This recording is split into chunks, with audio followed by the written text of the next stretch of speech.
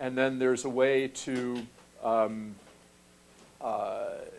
translate the outcome of the experiment into a number. So it might be something like your experiment is tossing a coin 10 times, and what you're doing is you're counting the number of heads that you get in those 10 tosses. So that's turning the outcome into a number. The number would be the number of heads that you get.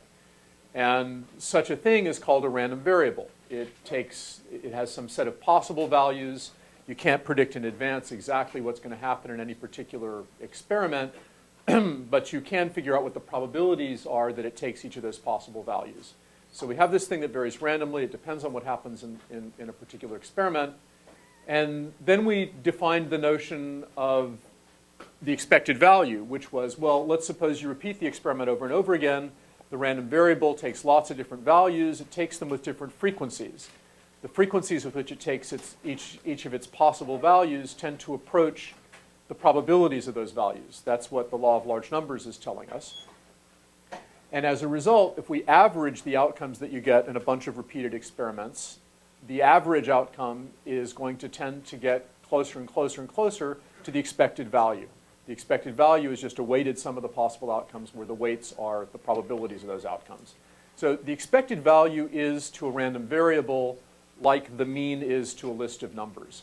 It has something to do with the average. Like, what's typical? What's the typical outcome? Well, if you did the thing over and over and over again, you get lots and lots of different outcomes. If you average the values that you got in many, many, many repeated trials, the average of those values tends to get closer and closer to the expected value. Okay, so it's typical in that sense, and it's what you get when you sort of add up it's like the average of the list of outcomes that you get in repeated trials. So the expected value is like the mean of a list. Well, we learned once upon a time that the mean tells you something about the list, but it doesn't tell you all that much. It tells you what's typical, but it doesn't tell you how far from typical the elements of the list tend to be. Well, similarly, the expected value of a random variable tells you what happens on average in the long run, but it doesn't tell you, well, and typically, how far is a given outcome from what happens on average in the long run? So we don't have a measure of spread yet for random variables. So what the standard error is it's a measure of spread of the probability distribution of a random variable. It tells you, on average, how far from the expected value does the actual value tend to be. Just like the standard deviation of a list tells you, on average, how far from the mean of a list is a typical element of a list. So standard error is all about spread, but it's about spread of probability distribution, spread of the values of a random variable, rather than spread of the elements of a list. But standard error is to a random variable as standard deviation is to a list, just like expected value is to a random variable as mean is to a list. So these are playing exactly the same role. All right, so if I toss a coin 10 times, I'm going to get some number of heads between 0 and 10.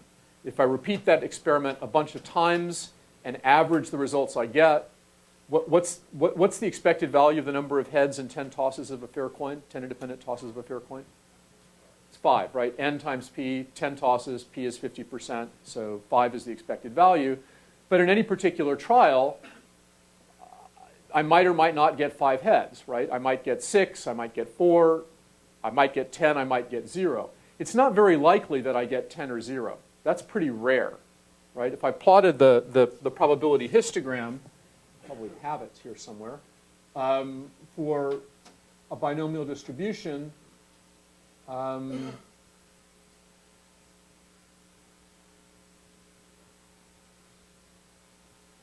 okay, there's a big old probability histogram for a binomial. Let's make this n equals 10 tosses, and p is 50%. Okay, so this probability distribution, probability histogram has some spread, just like the histogram of a list of numbers has some spread. The larger the spread is, the larger the standard error of the distribution. The smaller the spread is, the smaller the standard error of the distribution. Just like the larger the spread of a histogram of a list is, the larger the standard deviation of the underlying list of numbers. So what happens to the spread of the binomial as n varies and as p varies?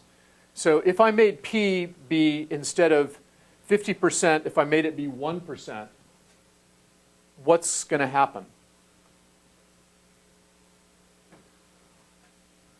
Keep the number of trials fixed at 10, but I make p really, really small.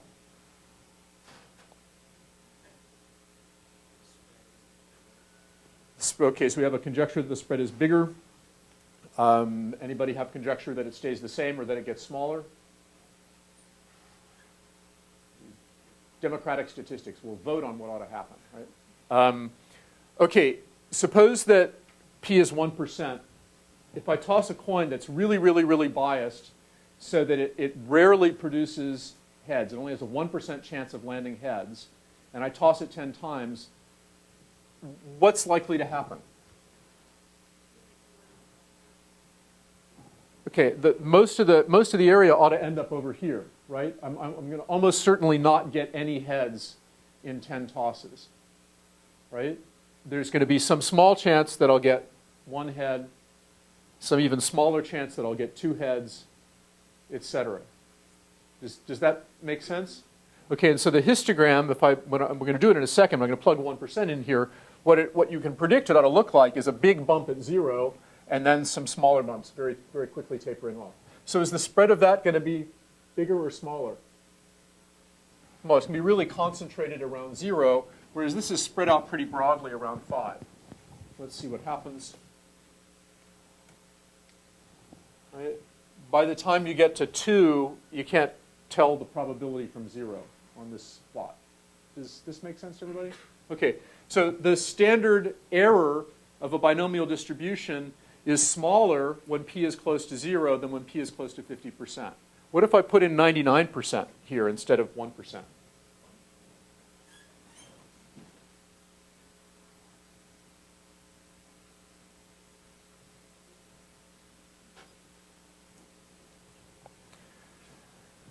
A coin that has a 1% chance of landing heads is just like a coin that has a 99% chance of landing tails, right? Okay, so if I change this to 99, I'm basically just interchanging the role of heads and tails. Yeah, my audio, sorry. It's like pointing that way. So when you turn to the screen, it sounds good. Okay, all right. Thanks.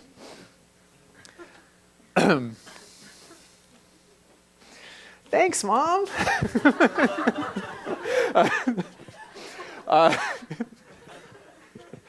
Okay, so if I change 1% to 99%, all I've done is basically interchange the role of heads and tails, right? And so what I ought to do is just take the mirror image of this around 5. Does that make sense? Okay, which is what happens, right? You get the mirror image. And the spread is the same. It's just spread around a different value.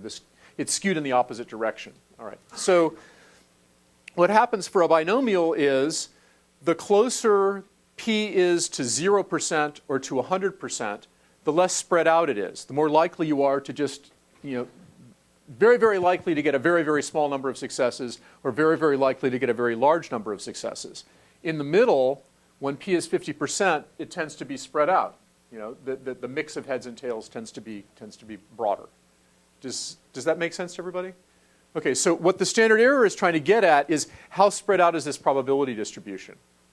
This is fairly concentrated. If we made this be even smaller, if we had a coin that had a 99.999% chance of heads, we'd almost always get 10 heads when we tossed it 10 times, right? What if we toss it 1,000 times? Or let's make it a little bit easier. That rounded it up to 100%. That's not going to that coin. We know what's going to happen. Okay, what happens if I increase the number of tosses to 100?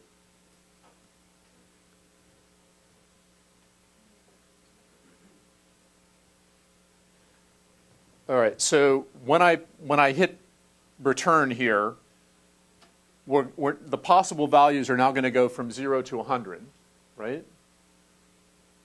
Yes. And in 100 trials, I'm not going to be as concentrated at getting exactly 100 heads, right? There's going to be some bigger chance of 99, 98, 97, et cetera. So it's going to spread out more, yeah? Okay, so let's see if that's True? Okay, so it's not as concentrated on this final outcome of getting 100 heads. It has a little bit more spread. 99, 98, 97, 96, 95. And by the time you get to 94, you're again down in the noise. But now it's spread out over, about 5 values. Heavily concentrated here, but spread out. Okay? So the standard error is a measure of how spread out this is. Let's define it. Okay, I'm just going to give you a definition in symbols. So the standard error of a random variable x, for some reason people giggle when I write this on the board. I don't know why. Is equal to the expected value of x minus the expected value of x squared. Maybe just put some extra brackets in here. Okay, so I need to talk you through what this means because it looks like gibberish, right? We have some random variable x. We calculate its expected value. That's typically what, in the long run, that's the average value that you get if you repeat the trial over and over and over again. So this is some number, right? For the binomial distribution, for this binomial, what is the expected value of x? We have 100 trials, probably 0.99 of success in each trial. The expected value is 99, right? 0.99 times 100, n times p. Okay, so the expected value is 99 over here. So this value here would be 99, right? I'm sorry, we need a square root in here.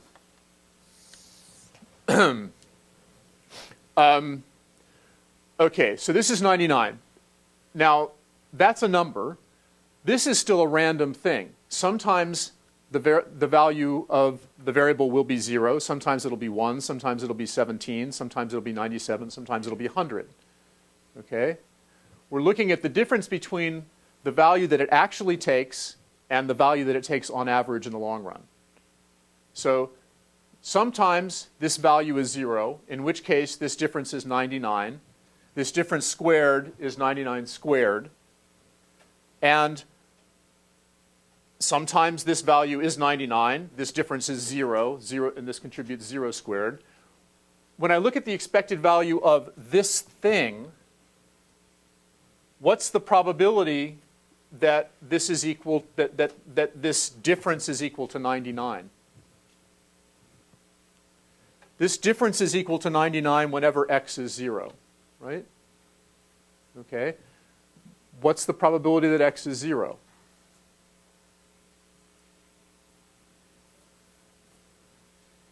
Okay, it's 100, choose 0 times 0.99 to the 0 times 0.01 to the 100, right? It's just binomial. Okay. This thing here, this x minus e of x quantity squared, it is a random variable also, right?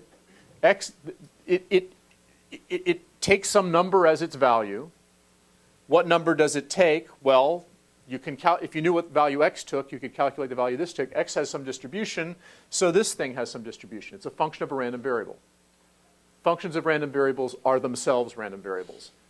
They themselves have probability distributions. They themselves have expected values. Okay? So by knowing the probability distribution of x, we can calculate the probability distribution of x minus e of x quantity squared. Right? That quantity, x minus e of x quantity squared, is a random variable. It has some probability distribution. It has some expected value. We're interested in the expected value of that. Okay? So when x happens to be close to 99, the value of this thing is small. When x is far from 99, the value of this thing is big. This is the probability that x minus e of x squared is equal to 99 squared. The probability that x minus e of x squared is equal to 0 is the probability that x is equal to 99. Right? We can calculate that. 100 choose 99, 0.99 to the 99th, 0.01 to the first. Yep. Okay, so we could calculate the expected value of this. What's it telling us? It's saying, here's a random variable. What's its expected value? Well, what is that random variable composed of? Well, it's the difference between the achieved value of x and the expected value of x squared. This is what's typical. This is what happened. Sometimes you're close to what's typical. Sometimes you're far from what's typical. If you were always exactly equal to what was typical, then this quantity squared would always be 0, and its expected value would be 0. Right? So if the random variable were always equal to its expected value, the standard error of the random variable would be 0. Its probability distribution would have no spread. Right? It would be really, really, really concentrated. If x is likely to be pretty far away from its expected value, then x minus e of x squared has a big probability of being big, in which case this expected value is going to be big and the standard error is going to be big. So if the random variable's probability distribution is spread out, then it tends to be far from its mean, tends to be far from its expected value, and the expected value of that difference squared tends to be big, and the standard error tends to be big. Right? This is a measure of spread of probability distributions. This okay? All right. So this is the underlying concept, right? That it's telling us how spread out the probability distribution is, how far from the expected value the actual value tends to be. And the rest of this chapter is about how do you calculate it, some special cases, what is its value for some of the probability distributions that we've already seen, some of the random variables we've already seen. You know, there's a lot of detail, okay? But this is the big picture. Questions so far? Yeah. I don't understand why is the square there, like x minus like expected value of x squared? Okay. Question is, why is there a square here? Well, so there's a bunch of answers to that. One is this is a definition, so we're defining it to have the square in there. Now, why would it not be a measure of spread if we didn't have the square in there? Well, just like if you look at the mean of a list and you add up the deviations from the mean of a list, you take each element, you subtract the mean, you get a deviation, right? Take another element, subtract the mean, you get a deviation. What happens if you add up all those deviations from the mean? What do you get? 0, right? By definition, the mean is the thing from which on average the deviations are 0. Similarly, what is the expected value of x minus e of x? Well, remember that the expected value of a sum is the sum of the expected values, right? So this is the expected value of a difference, so it's the difference of the expected values. This is e of x minus e of x. Yes? E of x is a constant. What's the expected value of a constant? The constant itself. Okay, so the expected value of x is really just the expected value of x. So this is just 0. Okay, the expected value of the difference between x and its expected value is 0. Now, the expected value of the square of the difference between x and its expected value is going to be positive unless the probability that x equals its expected value is 1. That is, unless x is always equal to its mean. Unless the probability distribution is just concentrated at one point, there's some spread to the probability distribution, and the standard error is going to be bigger than 0. Just like the standard deviation of a list is going to be bigger than 0 unless all the elements of the list are equal. All the elements of a list being equal is directly analogous to x being equal to its expected value with probability 1. It means x always, probability that x takes a particular value is 1. Is that why you take the square root of it? We take the square root of it to get the units back to being the same as the units of x, just like with the standard deviation. What's the standard deviation? It's the root of the mean of the square of the deviations. So we take the square root to get it back to the same units. Without the square root, it has a name. It's called the variance. So the variance of x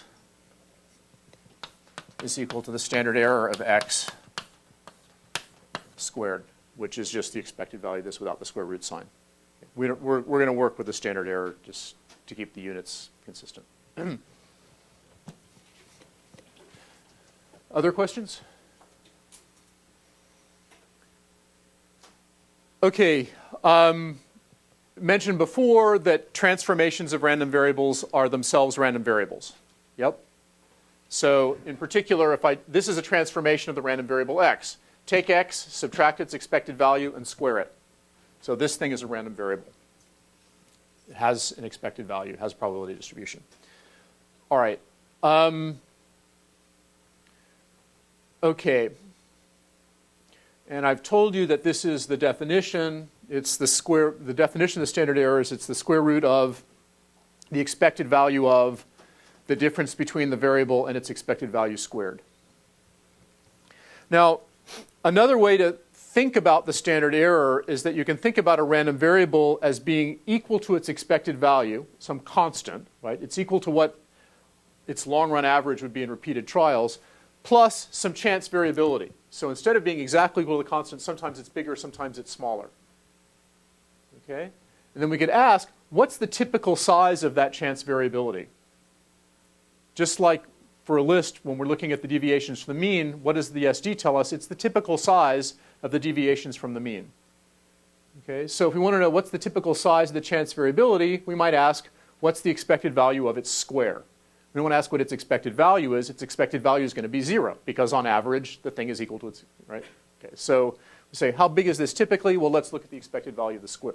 That gives us the same idea after you take the square root to get it back to the original units of measurement.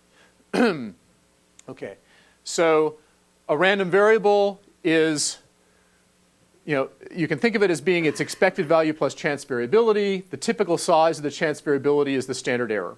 So typically, a random variable is equal to its expected value, give or take about 1 standard error. Okay? Remember, Chebyshev's inequality for lists said that the fraction of elements of a list that are more than k standard deviations away from the mean is at most 1 over k squared. Well, the probability that a random variable is more than k standard errors away from its expected value is no bigger than 1 over k squared. There's a directly analogous Chebyshev's inequality for random variables that relates the spread of the distribution to the probability that you're very far away from the expected value. Just like Chebyshev's inequality for lists relates the spread of the list to the fraction of values that are very far from the typical value. Okay. All right, let's do a little experiment, and I'll try to convince you that the standard error really does play the role of the standard deviation. So we've got this box of numbered tickets. The tickets are numbered 0, 1, 2, 3, 4. We're going to take a sample of size 5. We get some particular value for the sample sum. So this time, the sum of the numbers we got was 8 in a sample of size 5. And now we got 13. Okay, over here, if you look at what's being tracked, the average of the values of the tickets in the box is 2.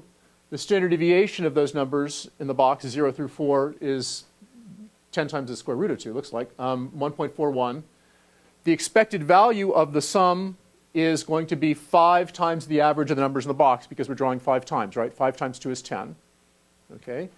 And I'm asserting that the standard error of the sum, the sample sum, is 3.16. Okay, this is something we haven't calculated it yet, but I'm saying that would be the result of the calculation. That is a property of the numbers on the tickets in the box and the sample size. Okay. Now, the mean of the values that we got so far is 8.5.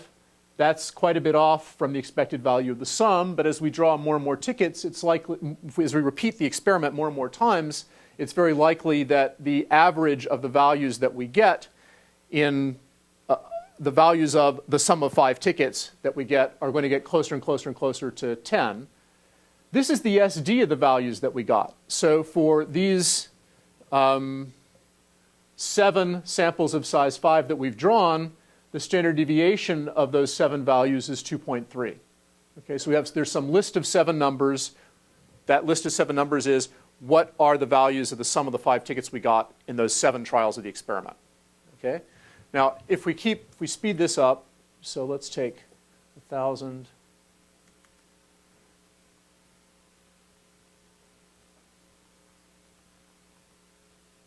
Okay, now we've pulled 5 tickets out of the box 10,000 times.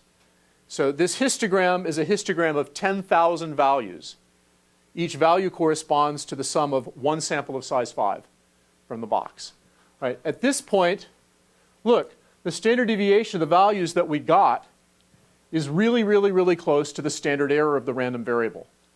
Okay, this line is computed from what actually happened in these 10,000 experiments of drawing a sample of size 5. This is a theoretical value that's computed from the number of draws and the sample size, 5, and the numbers on the tickets in the box.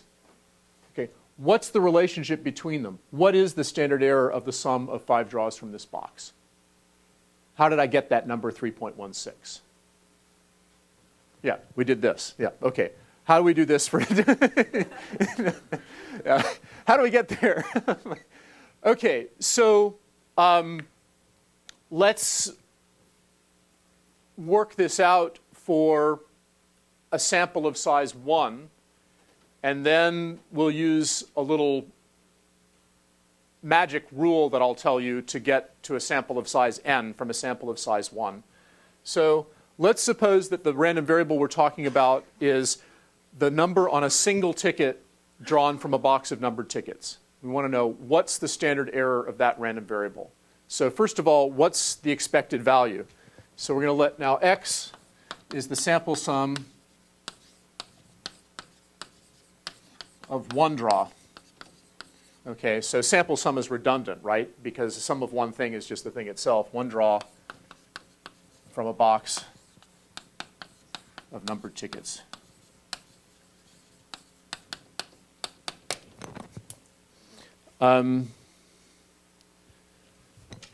Okay, so what do we know about the expected value of x?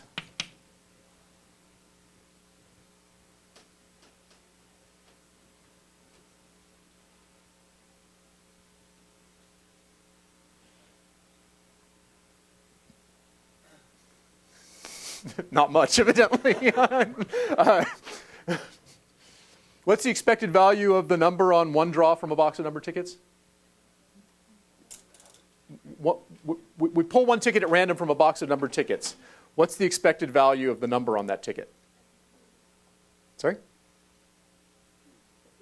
P? What if the box isn't a 0-1 box? It's just an arbitrary box of numbered tickets. No, wait. Should we do this again from scratch? Is it? Yeah? Okay. All right. So here's a box. Well, actually, there's a box of numbered tickets. The tickets are numbered 0, 1, 2, 3, 4. I pull one ticket at random from the box. What's its expected value?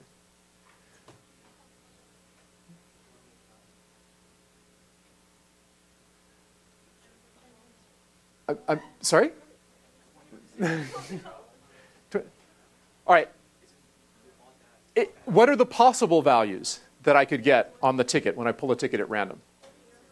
0, 1, 2, 3, 4 from this box. Okay? What's the probability that I get the ticket labeled 0?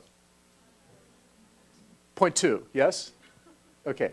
And the probability I get the ticket labeled 1 is 0.2, et cetera. So if I look at the sum from, call it I equals 1 to 5 of xi times the probability that x is equal to xi, right? That's 0 times the probability that x is equal to 0 plus 1 times the probability x is equal to 1 plus so forth plus 4 times the probability that x is equal to 4. Yep. Okay, these are the possible values. That's the probabilities of the values. It's equally likely to be any of these things. Yep. So when I do this, what do I get? I get 0 times a fifth plus 1 times a fifth plus so forth plus 4 times a fifth, which is 0 plus 1 plus 2 plus 3 plus 4 divided by 5, right? Which is the average of the numbers on the tickets in the box. Right? Okay, so the expected value of a single draw at random from a box of numbered tickets is the average of the numbers on the tickets in the box. Right? This is true in general. It's not just true for this box. Right? Okay. The expected value of the sum of n draws from the box of numbered tickets is n times the average of the box. And that's the expected value whether you're drawing at random with replacement or at random without replacement, right? It's just that if you're drawing without replacement, you can't draw more times than there are tickets in the box. Okay, so far so good? Refresher? Okay. So the expected value of x is equal to the average of the box. Yep. Now, what's the standard error of x? That's what we want to figure out. So we need to know, we're trying to find the expected value of x minus its expected value squared, right? That's the definition. So when we go to work this out, we can figure it out as follows. So here's x. We've got the probability that x is equal to x. And then we've got a corresponding value for x minus e of x squared. Actually, let me redraw this a little bit wider.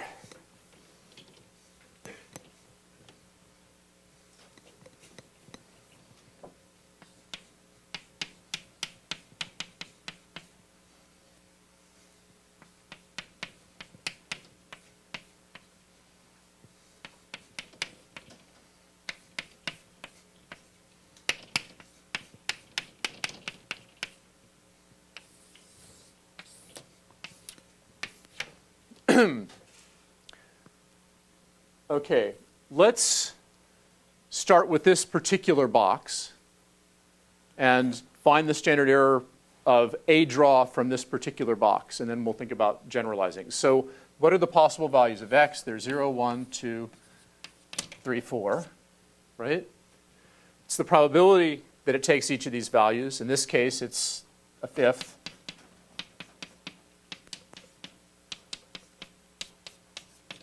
Right? What's x minus e of x quantity squared? What's e of x? Now this list is symmetric around 2, right? So the average is going to be 2. So what is this value? Okay, 0 minus 2 is negative 2. Negative 2 squared is 4, right? So this is 4. And this is 4 times a fifth. When x is 1, what value does this take? 1 minus 2 is negative 1. Negative 1 squared is 1. Yep. And this is going to be 1 times a fifth. When x is 2, it's equal to its expected value. This thing is 0. When x is 3, this is going to be 1 again. And when x is 4, this is going to be 4 again.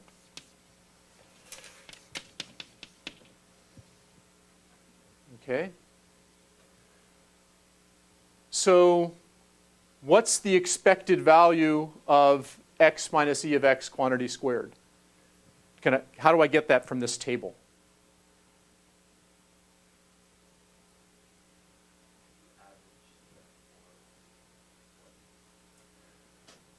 So it's actually even, so I just add them up. I just add up this column, right? That's going to give me,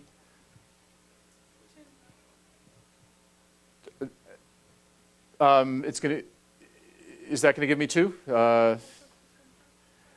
4 plus, yeah, 4 twice plus 2 twice is 10, divided by 5 is 2, okay? So the expected value of x minus e of x squared is 2, and the standard error of x is the square root of that, right? The square root of 2, which is 1.414, which is the standard, okay? So the expected value of a single draw from the box is the average of the numbers on the tickets in the box.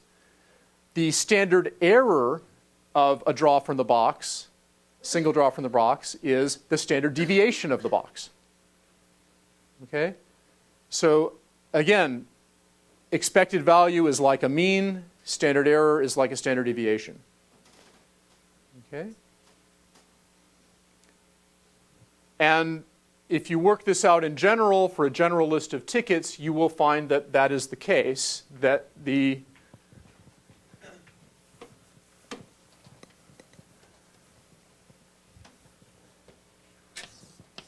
SE of a draw from a box of numbered tickets is equal to the SD of the numbers on the tickets. All right, so that tells us what happens for one draw. What happens for n draws? If we take the sample sum of n draws at random from the box, then what's the standard error? Well, we know that what happens to the expected value is the expected value of n draws is just n times the average of the box. So the question is the standard error of n draws from the box n times the standard error of one draw? The answer is no, it isn't. It turns out to be the square root of n times the standard error of one draw from the box. And this relates a little bit to what we were talking about with the law of large numbers, where the difference between the number of successes and the probability of success times the number of trials tends to grow like the square root of the number of trials. Okay, so this is related to the same idea, but let me introduce an intermediate notion to get, well, I'll state the result. SE of n draws with replacement from a box of numbered tickets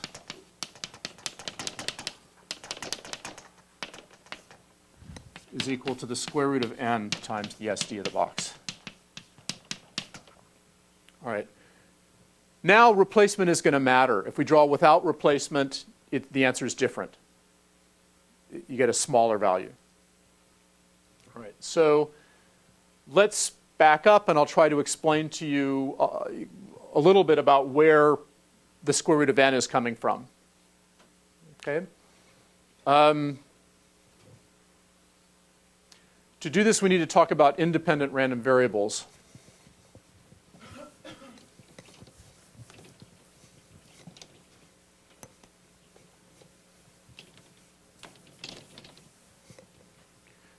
All right, somebody remind me what it means for two events, A and B, to be independent?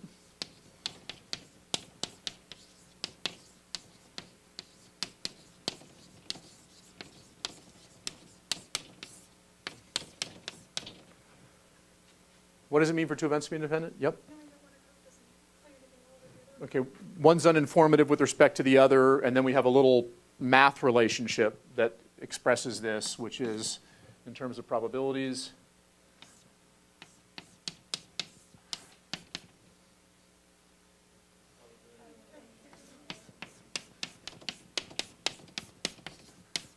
Okay, so two events are independent if learning that one happens doesn't tell you anything about whether the other happened, and in particular, you can express that mathematically as the probability of their intersection is the product of their probabilities. Okay, so now we want to talk about random variables.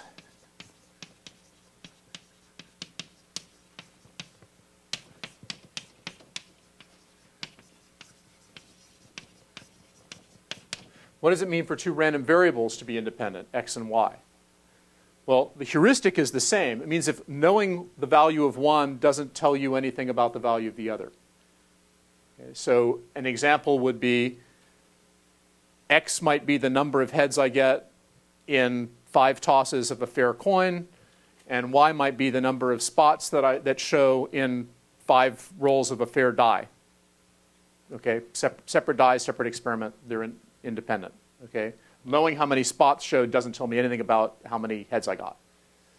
They're uninformative with respect to each other. That's the heuristic. To turn it into a piece of math is a little bit harder, and we introduce yet another intermediate concept, which is that of an event determined by a random variable. So what is an event determined by a random variable?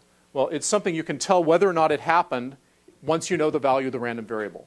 So in this example where x was the number of heads that I got in, let's say, 5 tosses of a fair coin, an event determined by x might be the event that I get an even number of heads. Okay? If I know the value of x, I know whether that event happened or not. Okay? Event might be that the number of heads is less than or equal to 3. If I know that if I know the value of x, I know whether or not that event happened. Does that make sense?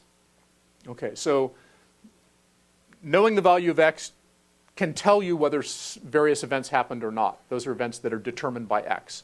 Now, one kind of event that's determined, so 2 random variables are independent if every event that's determined by the random variable x is independent of every event that's determined by the random variable y. All right, that's a mouthful. It turns out that you can make do with less than that. So here's an example of an event determined by the random variable x. The event that a is less than or equal to x is less than or equal to b. If I know x, I know whether x is between a and b or not. There's a particular event. Okay, it occurs if if x is between a and b. I'm going to actually do it this way with a less than sign for technical reasons. If I know the value of x, then I know whether this event occurred. Right? And here's another event, an event determined by the random variable y, c less than or equal to y less than d. Okay? If I know the value of y, I know whether or not this event occurred. Okay, if every event of this form, no matter what I plug in for a and b, is independent of every event of this form, no matter what I plug in for c and d, then the random variables x and y are independent. So if knowing that x is between 0 and 1 doesn't tell me anything about whether y is between 7 and 8, if knowing that x is between 50 and 1,000,000 doesn't tell me anything about whether y is between minus 72 and 2, right? If knowing that x is in some range tells me nothing about whether y is in some range, for all ranges, then x and y are independent. Okay? All right, so knowing the value of x doesn't tell me anything about the value of y, and vice versa. That's the notion of independence. Okay. If x and y are independent, then the expected value of x times y is equal to the expected value of x times the expected value of y. Okay? If they're independent, this is true. If this is true, they don't have to be independent. They're called uncorrelated. So this does not imply independence, but independence implies this. It's one way thing. Okay? If 2 random variables are independent, then the following thing is true of their standard errors. So if x and y are independent,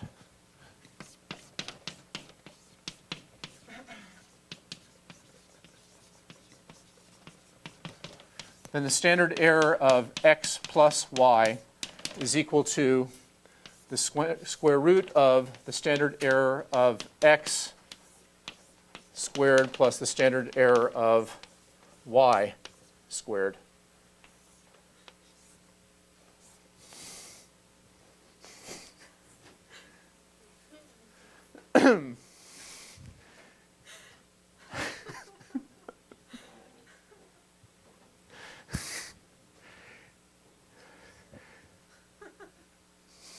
Yeah, well. Okay. Another way of saying this is for independent random variables, the standard errors add in quadrature. You square them and take the... So it's the square root of the sum of the squares. All right? This is not true generally if x and y are not independent. it can be true without x and y being, it's true provided x and y are uncorrelated. Independence is strong enough to give you uncorrelated. Uncorrelated gives you this. Okay. In the other direction, this can be true, and yet x and y are not independent. Similarly, the expected value of the product can be the product of the expected values, and yet the random variables are not independent. Okay. But in the other direction, if they're independent, that's enough. All right. So what does this have to do with this claim? If I'm taking n draws with replacement from a box of numbered tickets, the draws are independent, right?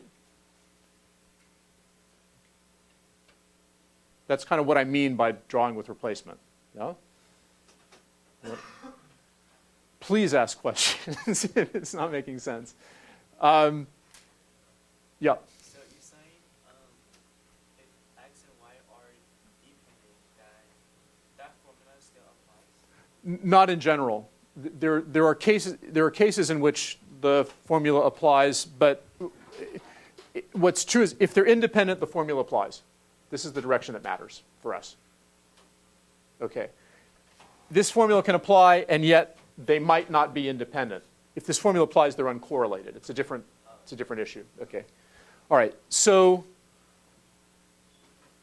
we have n draws with replacement from a box of numbered tickets. What we mean by drawing with replacement is that the draws are independent. I stir up the tickets, I pull out a ticket, I look at it, I put it back, I stir them up again, I pull out a ticket, might be the same ticket, might be a different ticket. Knowing what I got the first time doesn't tell me anything about what I'm going to get the second time, right? They're independent. Okay? So I make n independent draws with replacement from a box of numbered tickets. The value that I get each draw is independent of the values that I get on the other draws. So I have n independent random variables. Okay. What is the standard error of the sum of n independent random variables? Well, it's going to be the square root of the sum of the squares of their standard errors. So if I want to generalize this to n random variables, what I have is that if x1, x2, etc., on up to xn are independent,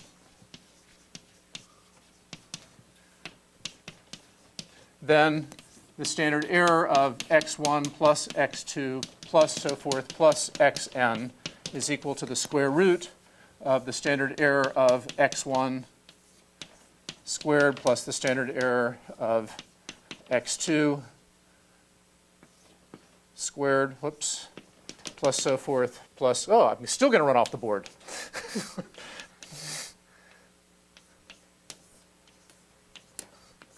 Okay, it's the square root of the sum of the squares of their standard errors. Standard errors are going to add in quadrature if the random variables are independent. All right, so now let's think about the n draws from a box of numbered tickets. I have n things, they're independent. What's the standard error of the first draw? What's the standard error of one draw from a box of numbered tickets? It's gone. That's the expected value of a single draw is the average. The standard error of a single draw is SD of the box, yes? Okay. What's the standard error of the second draw from the box of numbered tickets? It's just a draw from a box of numbered tickets, right? So its standard error is the SD of the box, yes? And what about the nth draw? It's the SD of the box. Okay, so in the particular case that x1 is the value I get on the first draw, x2 is the value I get on the second draw, independent draw, right? xn is the value I get on the nth draw, all independent draws. The standard error of the sum of these n draws is going to be the sum of these standard errors, is square root of the sum of the squares. Okay, but each of these is, this is SD of the box squared. This is SD of the box squared. This is SD of the box squared, right? So what do I have? I have, in that special case,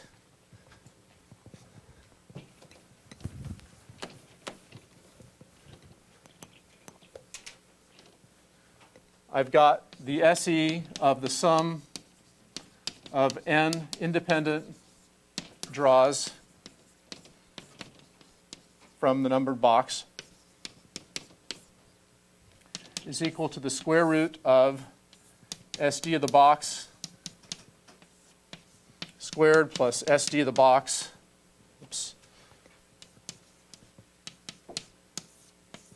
squared plus so forth plus SD of the box squared. There's n terms here, right? So this is the square root of n times SD of the box squared, yes?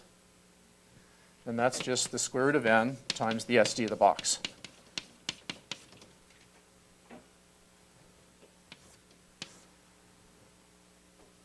That's where this came from.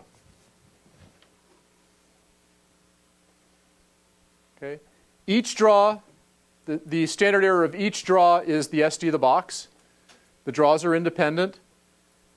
So the standard error of the sum of the n draws is the square root of the sum of the squares of their SEs. And that is square root of n times the SD of the box.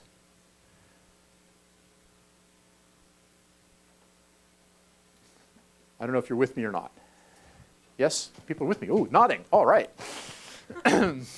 Nodding rather than nodding off, or some of each, anyway.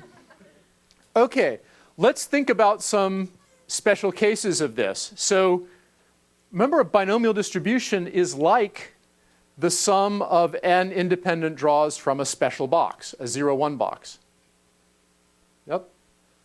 So what is the SD of a 0, 1 box?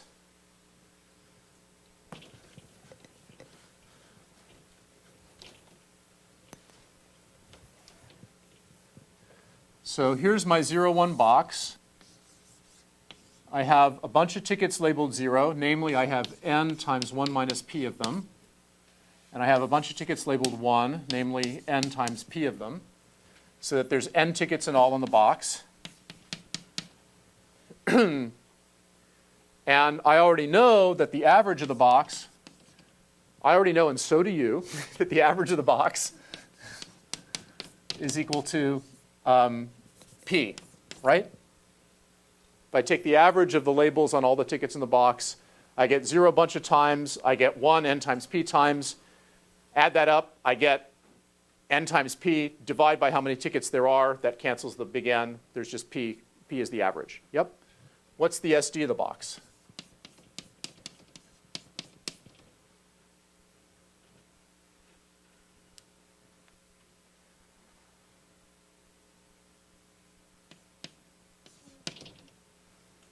Well, let's calculate it.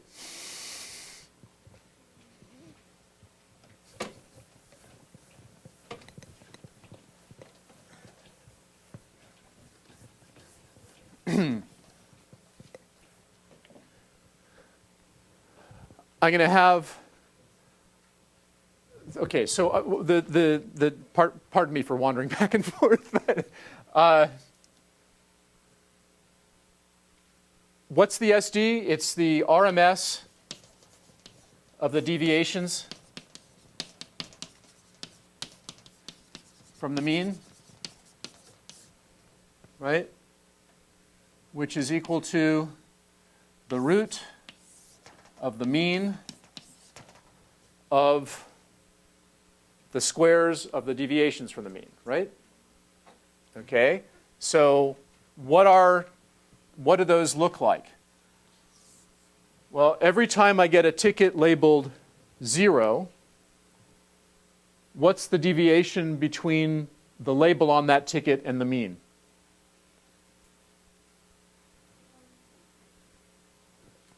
The mean is P. The label is 0. The difference is 0 minus P squared is the square of the deviation from the mean. And I'm going to get that how many times? There's capital N times 1 minus P tickets in the box that are labeled 0. So I get this term that many times, right? Then the other possible value is what happens when I look at one of the tickets labeled 1. What's the difference between this number and the mean? Okay, so I get 1 minus p. I need to square the deviation from the mean. And how many terms like that do I get? N times p. Okay, this is all under the square root sign. Now, this 1 over n conveniently cancels these n's. Yes? Now, everybody recognize that this is, before I did that cancellation, there's sort of n values here. There's a bunch of terms that are equal to 0 minus p quantity squared. There's a bunch of terms that are equal to 1 minus p quantity squared, right? There's one thing here for each ticket in the box. Yes? The RMS, so the deviations to the mean, is the square root of the mean of the deviations. So the mean is, you add them up, you divide by how many there are. There's n of them. Okay. Okay.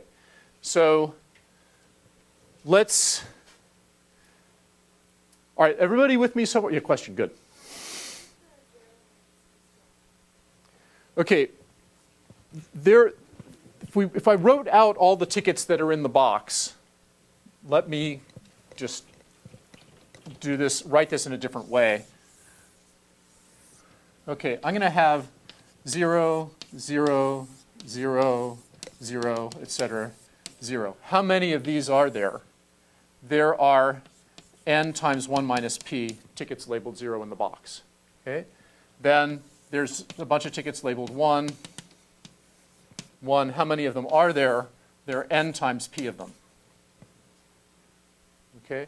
So if I made the list of numbers on the tickets in the box, I would have 0, 0, 0, 0, n times 1 minus p, zeros, and eventually I get down to 1, 1, 1, 1, and there would be n times p ones. I'm trying to find the standard deviation of this list. Okay? That's the SD of the box. That's what I mean by the SD of the box. Okay, so how do you find the standard deviation? Well, first you take the mean, and then you find the RMS of the deviations from the mean.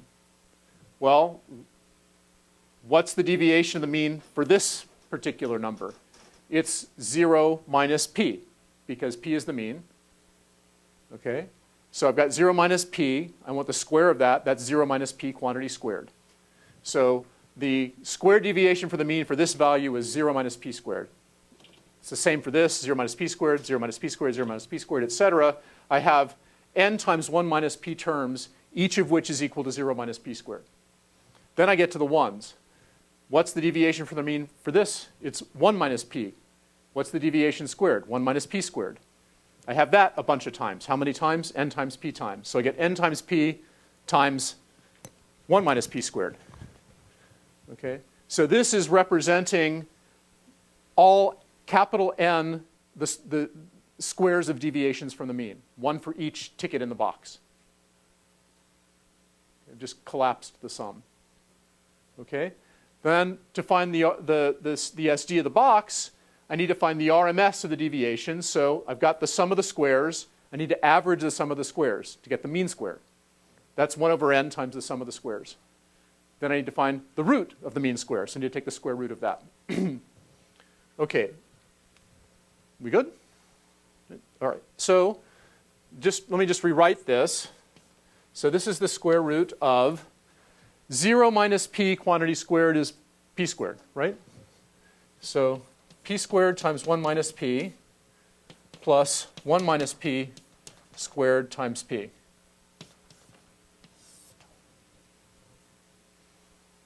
Now we get to do algebra.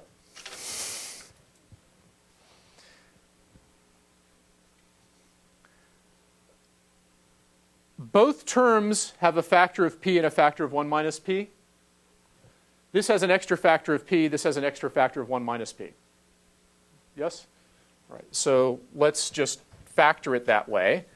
This is the square root of p times 1 minus p times the first term has an extra factor of p. Right? The second term has an extra factor of 1 minus p. Everybody see the transition from here to here? Okay. Look at that. P plus 1 minus p. That's just 1, isn't it? Okay. So this is the square root of p times 1 minus p. So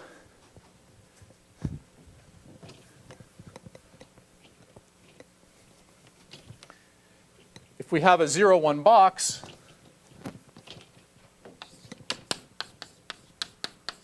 with a fraction p of tickets labeled 1,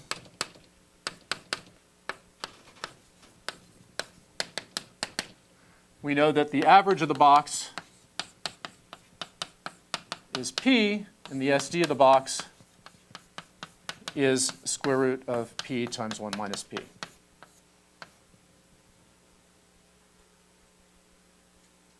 Okay. So suppose I draw with replacement little n times from this 0, 1 box and count the number of tickets labeled 1 I get. I add the number of tickets labeled 1 I get in the sample, size n. What's the probability distribution of that sum?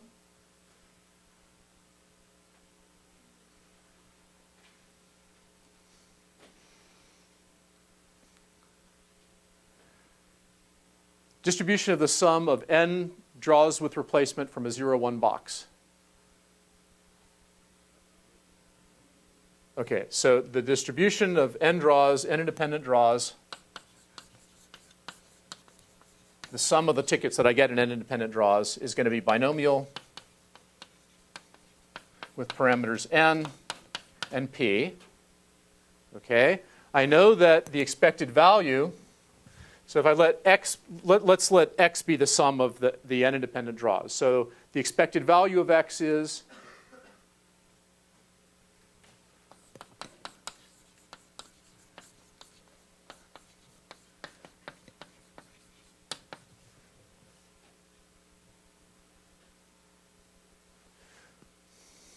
I'm getting that feeling again.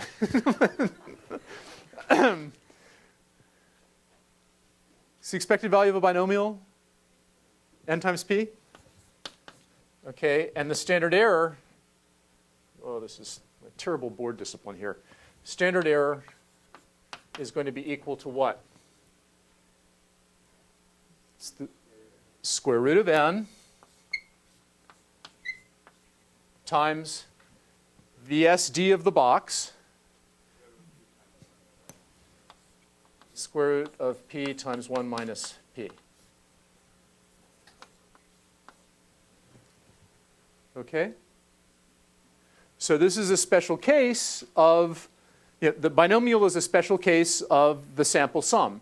It's the sample sum of n draws with replacement from a 0, 1 box. Okay? Special case of the expected value is it's n times the average of the box. The average of the box is p, so it's np. Special case of the standard error is it's the square root of n times the SD of the box. The SD of the box is p times 1, root p times 1 minus p. So the standard error of the binomial is root n times root p times root p times 1, sorry, root n times root p times 1 minus p. Okay, so this will wake up again.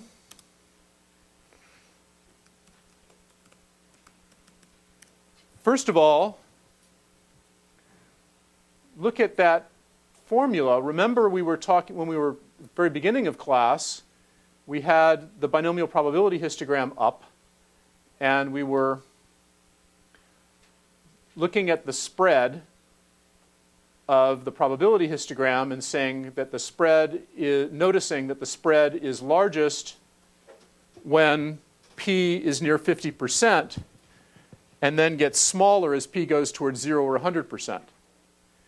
Does that make sense from this formula?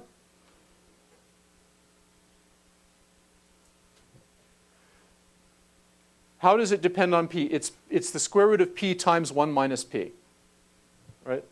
What is that function look like as a function of p?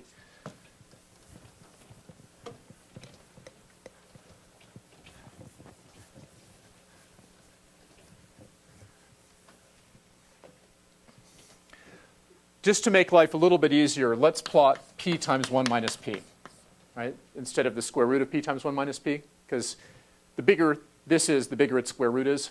Right? We're going to get the right kind of flavor. Okay, so what are the possible values of p? P can go from 0 to 1, right? Okay.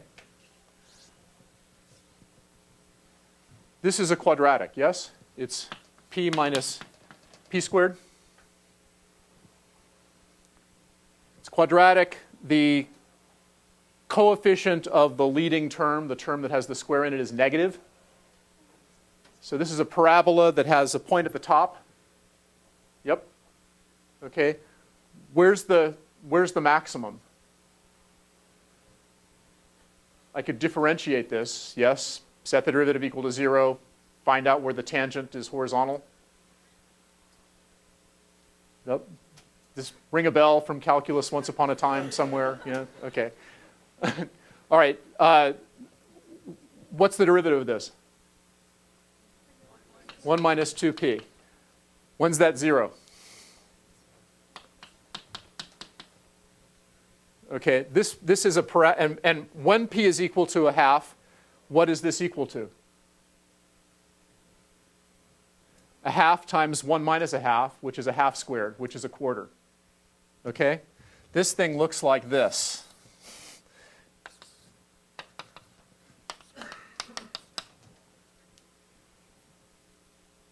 Okay? If I were to take the square root, it would change the shape somewhat. The maximum would still be at p equal to a half, and its value would be, you're welcome, its value would be the square root of a quarter, which is a half, right? Okay, so indeed, the SD of a 0, 1 box is biggest when p is equal to a half. Okay? In which case, the SD of the box is equal to a half. If all the tickets in the box are labeled 0, what's the SD of the box?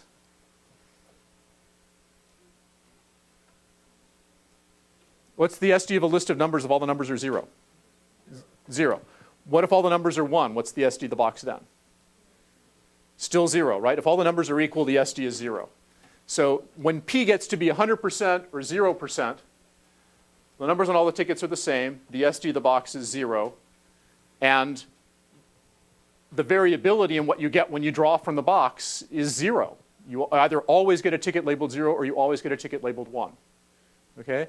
The variability of what you get out of the box is maximized when the SD of the box is maximized. And for a 0, 1 box, that happens when you have 50% zeros and 50% ones. Okay, so if we look at what happens to the spread of this as p varies, if we knock this down to, say, 70%, it's quite a bit more spread to it. We knock it down to 50, that's the maximum spread that you get.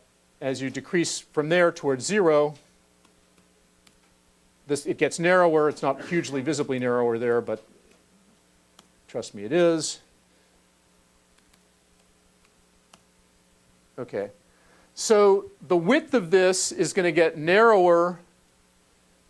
The spread's going to get less the closer p is to 0 or the closer p is to 100%. It's going to be wider in the middle when p is closer to 50%. All right? How does the width depend on n? The spread. Okay. The larger n is, the larger the standard error is. It goes up like the square root of n. Yes? Okay. So the more trials, the bigger the standard error. But the standard error doesn't go up linearly with the number of trials. It goes up as the square root of the number of trials. It goes up not as quickly. Okay? Now, let's see.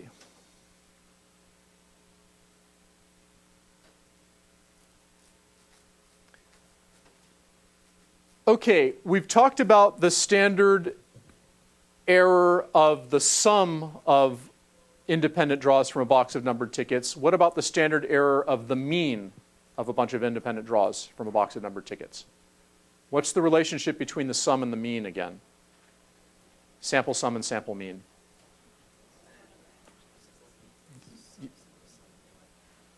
Okay, sample mean is the sample sum divided by the number of draws, divided by little n, the number of draws. Yep. Okay, so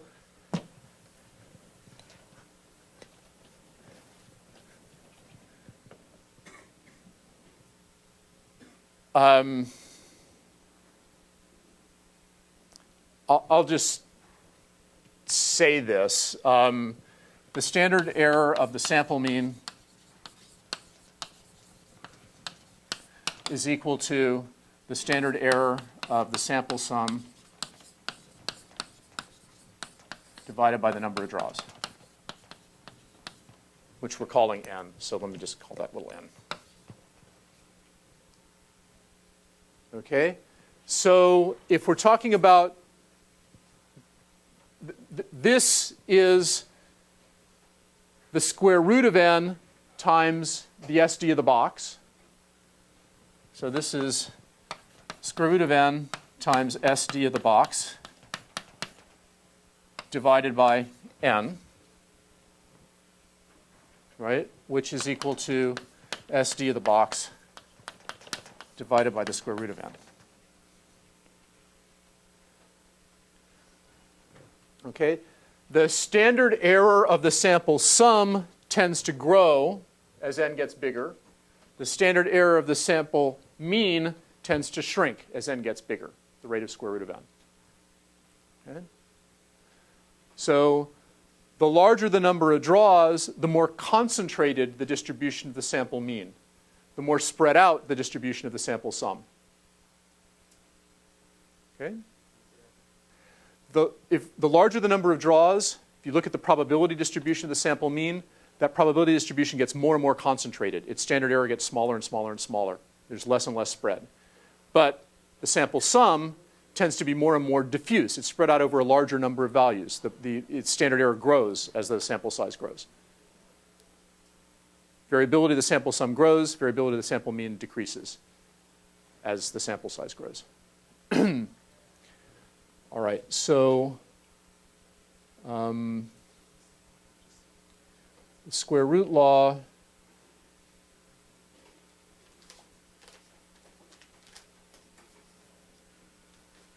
is this. If you draw n times at random with replacement from a box of numbered tickets, the standard error of the sum is like the square root of n times the SD of the box. The standard error of the mean, sample mean, is like the SD of the box divided by the square root of n. Okay. It follows from this, and we're not going to do the proof here, that if you look at the difference between the sample mean of n draws and the average on the numbers in the box, the probability that those differ from each other by very much gets really, really small. The probability that they're very close together gets closer and closer to 100% as the sample size grows. So the sample mean is sort of a more and more accurate estimate, more and more reliable estimate of the mean of the box, the average of the box, as the sample size grows. Yes? Can you just look simple mean? It's just a constant, just a number, right? The sample mean, it depends on the sample. It's And then simple mean is just a single number. So when you take standard error of a single number, isn't it just always for the simple mean itself? the sample mean depends on what sample you get, right? So I could draw from the I could draw from go. Okay, so here we're looking at the sample mean. This is the same box we had before, the numbers 1, 2, 3, 4, right? I'm taking a sample of size 5. You can't quite see it. Sample of size 5. So that time the sample mean was equal to 2. That time the sample mean was a little under 2.5. That time the sample mean was 1.25. Right? The sample mean isn't always equal to the same thing. Right? it has a probability distribution because it depends on what sample you actually get. So it's a random variable. Okay? The mean of the box is just a number. Okay, but the sample mean is a random variable. It depends on which random sample you get. If we do this over and over and over again, then the empirical frequency with which we get each possible value of the sample mean is going to tend to get closer and closer and closer to the probability that the sample mean takes that value. And so the average of the values that I get of the sample mean is going to tend to get closer and closer to the average of the box. The expected value of the sample mean and the average of the box in this case are the same. Okay, the SD of these values that I got in all these trials, 10,000 samples of size 5, was 0.63. The standard error is almost exactly that. The standard error, this SC, the mean, is going to be the SD of the box divided by the square root of 5, the sample size. Okay, SD of the box is 1.41, square root of 5. Okay, all right, so that's where this number comes from.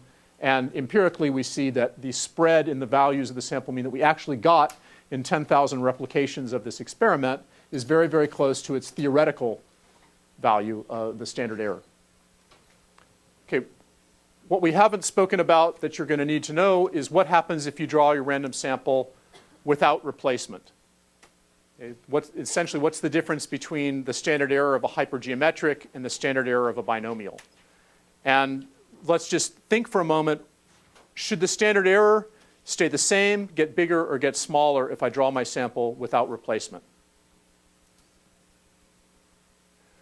Let's suppose that I have a box with 5 tickets in it, and I draw a sample of size 5 with replacement. Will I get the same value for the sample mean every time? No. Okay. What happens if I draw my sample of size 5 without replacement? The only way I can draw 5 tickets from that box without replacement is to get one of each, right?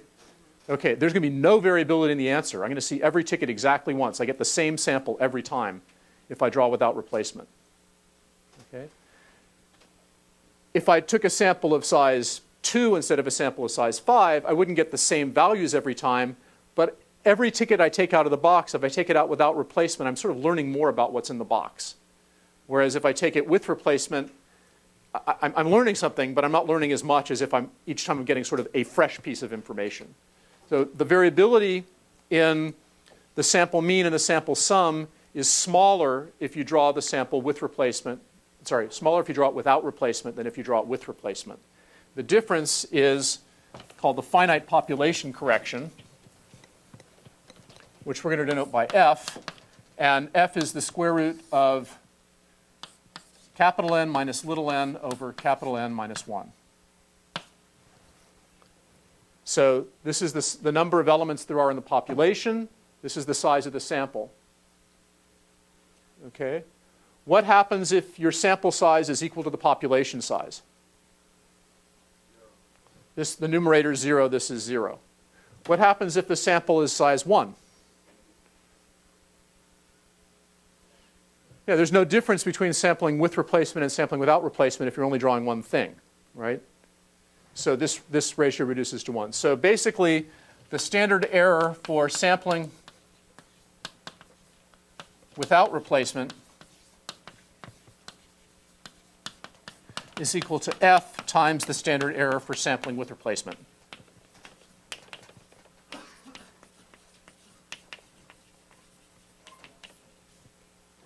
Okay. Now, what does that mean for the standard error of a hypergeometric random variable? We know the standard error of the binomial. The difference between a binomial and a hypergeometric is exactly, one is the binomial is with replacement, the hypergeometric is without. In both cases, we're drawing a sample of size little n from a 0, 1 box. So if this is the standard error of the binomial, what's the standard error of the hypergeometric? It's going to be this times F, right? Okay? P, we normally write a different way for the hypergeometric. We normally write P as being equal to the number of tickets labeled 1 divided by the total number of tickets, right? But modulo that difference, this is that the difference between the standard error of the binomial and that of the hypergeometric is just the fraction f. Same thing works for sampling from boxes that are not 0, 1 boxes, but that have an arbitrary list of numbers on the tickets. The standard error of the sample sum, if you draw with replacement, is going to be the square root of n times the SD of the box. If you draw without replacement, it's going to be the square root of n times the SD of the box times f. Okay?